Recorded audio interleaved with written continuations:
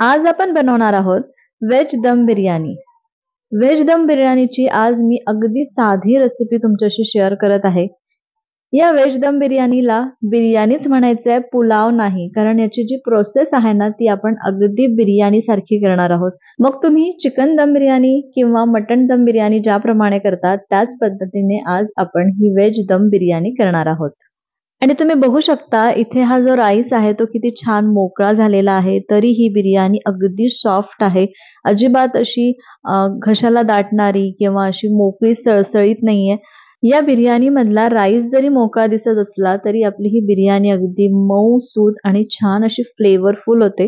तर चला, हॉटेलपेक्षा भारी आणि चमचमीत आणि अगदी फ्लेवरफुल असलेली आज व्हेज दम बिर्याणीची अगदी साधी सोपी रेसिपी मी तुमच्याशी शेअर करत आहे. तर चला रेसिपीला सुरुवात करूया. हॅलो, नमस्कार. मी सोनल, मेजवानी बाय सोनलमध्ये तुमचं खूप खूप मनापासून स्वागत करते आणि आजची अगदी मस्त अशी रेसिपी सुरू करूया. व्हेज दम बिर्याणीमध्ये सगळ्यात पहिली जी प्रोसिजर आहे ती म्हणजे भाज्या मॅरिनेट करणे. तर इथे मी गाजर, शिमला मिरची, त्यानंतर फ्लावर, बटाटा आणि मटार हे सगळं अर्धा-अर्धा कप घेतलेलं आहे आणि या सगळ्या भाज्यांना आपल्याला इथे मॅरिनेट करायचंय. इथे तुमच्या आवडीच्या कुठल्याही भाज्या तुम्ही घेऊ शकता. जसं यामध्ये तुम्ही मशरूम वापरू शकता. पनीर पण आपण इथे वापरणार आहे, पण पनीरला आपल्याला मॅरिनेट करायचं नाहीये. त्यानंतर यामध्ये तुम्ही फरसबी वापरू शकता. आता या सर्व भाज्या मी एका मोठ्या बोलमध्ये घेतलं आणि आता याला मॅरिनेट करायचं. मॅरिनेशनसाठी मी इथे 3 टेबलस्पून दही घेतलं किंवा अर्धा कपपेक्षा थोडं कमी इतकं आपल्याला इथे दही घ्यायचं आहे. आता यामध्ये चवीपुरतं मीठ घालू, अर्धा चमचा हळद यामध्ये घालू, 1.5 चमचा मी इथे तिखट घालत आहे. तिखट पण आहे आणि रंगाचं पण आहे. त्यानंतर यामध्ये आपण हा बिर्याणी मसाला घालत आहोत. तर हा जो बिर्याणी मसाला आहे ना, तो आपण बाहेरून आणलेला नाहीये. तर हा बिर्याणी मसाला आपण घरच्या घरी तयार केलेला आहे.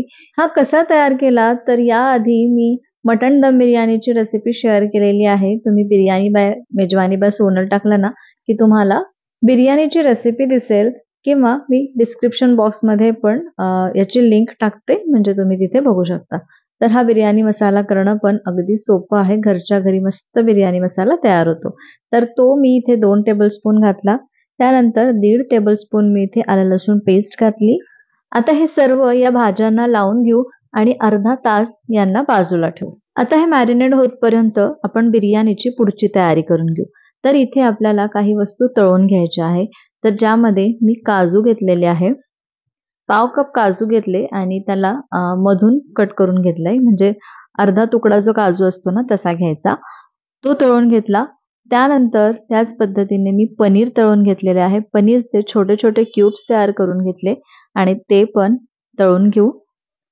हे पनीर तळल्यानंतर ना थोडेसे चिवी होतात किंवा कडक होतात, म्हणून याला आपल्याला पाण्यामध्ये टाकून ठेवायचं आहे. तर मी थोडंसं पाणी घेतलं, नॉर्मल पाणी आहे, त्यामध्ये थोडंसं मीठ घातलं आणि यामध्ये हे तळलेले पनीर टाकून ठेवू. हे पनीर एकमेकांना चिटकलेले असेल तर असे थोडेसे मोकळे करून घ्यायचे आणि आता हे असेच पाण्यामध्ये ठेवू. आता आपल्या या बिर्याणीला लागणारा कांदा तळून घेऊ. तर बरिस्ता तयार करायचा असतो, जसं आपण चिकन दम बिर्याणी किंवा मटन दम बिर्याणीसाठी करतो ना त्याच पद्धतीने. तर इथे आपण हा जो कांदा आहे त्याची लेयर लावणार आहे. मॅरिनेशन तर आपलं झालेलं आहे. मॅरिनेशनमध्ये मी इथे कांदा वापरलेला नाहीये, पण मी कांदा या रेसिपीमध्ये कधी वापरणार आहे हे पण तुम्हाला इथे व्हिडिओमध्ये सांगणारच आहे.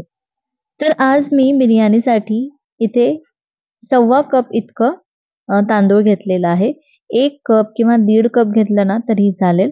आता इथे प्रमाण कसं असावं, म्हणजे भाज्यांचं आणि आपल्या राईसचं किती प्रमाण असावं, तर इथे 2 कप माझ्या भाज्या तयार झालेल्या आहे. म्हणजे सगळ्या भाज्या चिरून झाल्यानंतर त्या 2 कप झाल्या. तर आपण इथे 1 कप इतका तांदूळ घेतलेला आहे. हे प्रमाण अगदी परफेक्ट आहे, म्हणजे ना राईस जास्त होत आणि भाज्या पण खूप दिसत नाही.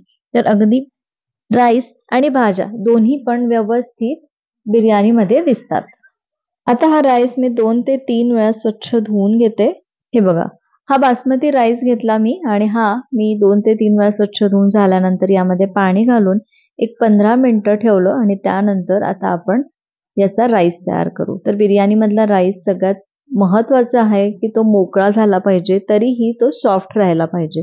तर इथे तांदूळ भिजवून ठेवला ना तर तो लवकर शिजतो किंवा असा कडक वगैरे लागत नाही.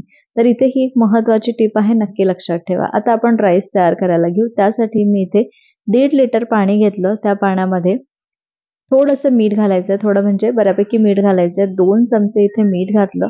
मिठाचं प्रमाण जे आहे ना ते इथे जास्त ठेवायचं, कारण हे आपण पाणी सगळं स्ट्रेन करून घेणार आहोत.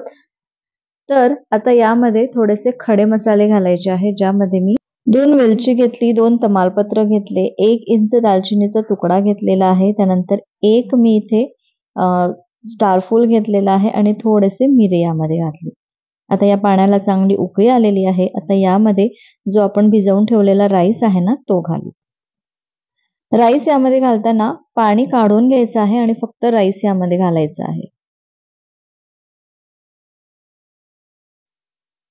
बिर्याणीमध्ये आपला हा जो राईस आहे तो 90% शिजवायचा असतो. तर आपला हा 90% छान शिजलेला आहे. कसं ओळखायचं, तर असा हातावरती आपण जेव्हा घेतो ना एखादा तांदळाचा दाणा, तर तो खूप मॅश होत नाही.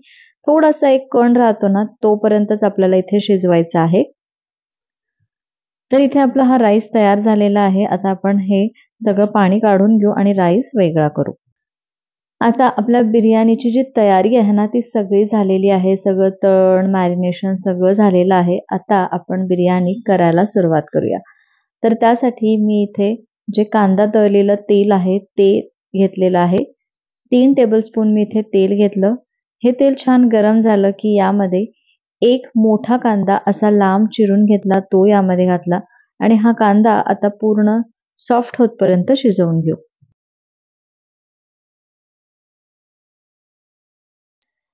तर हे बघा, असा कांदा मी छान शिजवून घेतलेला आहे. असा थोडासा लालसर रंगावरती हा शिजवून घ्यायचा.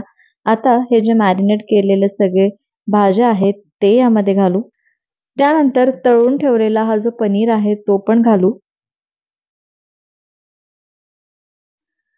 जे आपण काजू तळून घेतले होते त्यापैकी थोडे काजू मी आत्ता घालत आहे. त्यानंतर यामध्ये 1 चमचा मी पुदिन्याची पावडर घालत आहे. ही जी पावडर आहे तुम्ही मॅरिनेट करताना पण घालू शकता आणि मॅरिनेट करताना कोथिंबीर आणि पुदिन्याची पावडर किंवा मग पुदिना असेल तर तो घालू शकता. चिरून घालायचा किंवा इथे घातला ना तरीही चालेल. आता याला छान मिक्स करू आणि या भाज्या 70 to 80% शिजतपर्यंत वाट बघू. आणि हो, यामध्ये मी 3 ते 4 अशा हिरव्या मिरच्या स्लिट करून घातल्या आणि इथे 10 मिनिटं ह्या भाज्या छान शिजवून घेतलेल्या आहे. शिजवताना हे आपण झाकून शिजवू म्हणजे पटकन शिजेल आणि इथे मी 2 मिनिटाने छान मिक्स करून घेतलं. असं करत करत इथे 7 ते 8 मिनिटं झालेली आहे. आता यामध्ये मी थोडंसं पाणी घालत आहे. अर्धा कप पाणी जे आपण मॅरिनेट केलेलं जे भांडं होतं ना त्याच्यामध्ये जे काही दही किंवा मॅरिनेशन लागलेलं होतं तेच पाणी मी यामध्ये घातलं. इथे वरून थोडीशी कोथिंबीर घातली, थोडासा तळलेला कांदा घालू आणि आता आपण याचे लेयर लावून घेऊ. तर राईस आपला शिजलेला आहे. हा राईस यामध्ये घालायचा. हे बघा, राईस पण मी छान पसरवून घेतला. आता यामध्ये थोडासा मी ऑरेंज रंग घालत आहे. ऑप्शनल आहे, नाही घातलं तरी चालेल किंवा दुधामध्ये थोडेसे केशर भिजवून घ्यायचे आणि ते घालायचं. तर आता माझ्याकडे केशर नव्हतं म्हणून मग मी हा रंग घातलेला आहे. केशर घातल्यामुळे छान फ्लेवर पण येतो आणि रंग पण छान येतो. त्यानंतर 2 टेबलस्पून तूप मी इथे असं छान पूर्ण घालून घेत आहे. पाव चमचा इथे हे रोज इसेन्स किंवा रोज वॉटर घालायचं. रोज वॉटर घालायचं असेल तर थोडं जास्त घालायचं आणि रोज इसेन्स घालायचा असेल तर तो थोडासा कमी लागतो. त्यानंतर केवडा वॉटर मी इथे घालत आहे, तो पण मी पाव चमचा घातला. याने बिर्याणीला टेस्ट खूप छान येते, चव खूप मस्त लागते. वरून तळलेला कांदा आपण घालू. त्यानंतर थोडीशी कोथिंबीर पेरून घेऊ आणि पुदिन्याची पानं असेल तर पुदिन्याची पानं पण इथे घालायची आहे आणि थोडेसे काजू वरती ठेवू आणि याला एक फॉइल पेपर लावून झाकून ठेवू. आता ही जी बिर्याणी आहे ती आपल्याला 15 मिनिटं याला दम द्यायचा आहे. जर तुमची कढई ज्यामध्ये तुम्ही बिर्याणी करत असाल ती जर पातळ असेल तर खाली एक तवा ठेवा. आता ही जी माझी बिर्याणीची हंडी आहे ना ती छान बऱ्यापैकी जाड आहे. त्याच्यामुळे मी इथे खाली अजिबात काही तवा वगैरे ठेवलेला नाहीये. अगदी कमी गॅसवरती आपल्याला आता याला दम द्यायचा आहे. तर 15 ते 20 मिनिटं गॅस अगदी कमी ठेवायचा आणि त्यानंतर गॅस बंद करून परत 15 ते 20 मिनिटं याला दमवर तसंच ठेवून द्यायचं आणि त्यानंतर उघडायचं. तर हे बघा आपली बिर्याणी किती मस्त दिसत आहे ना. तर आता हे बघा किती छान आपला हा राईस मोकळा झालेला आहे, तरीही अगदी सॉफ्ट आहे. इथे मी ज्या काही टिप्स सांगितल्या आहे ना राईस करतानाच्या, त्या नक्की फॉलो करा. त्यानंतर मॅरिनेशन फक्त भाज्यांना मॅरिनेशन करायचं आहे. एकदा की तयारी झाली सगळी बिर्याणीची, एकदा तयारी करून घेतली आणि भाज्या वगैरे मॅरिनेट करून घेतल्या की बिर्याणी करायला अगदी सोपी आहे. मी बिर्याणी बऱ्याचदा करते, म्हणजे मग ती व्हेज बिर्याणी असो किंवा नॉनव्हेज बिर्याणी असो.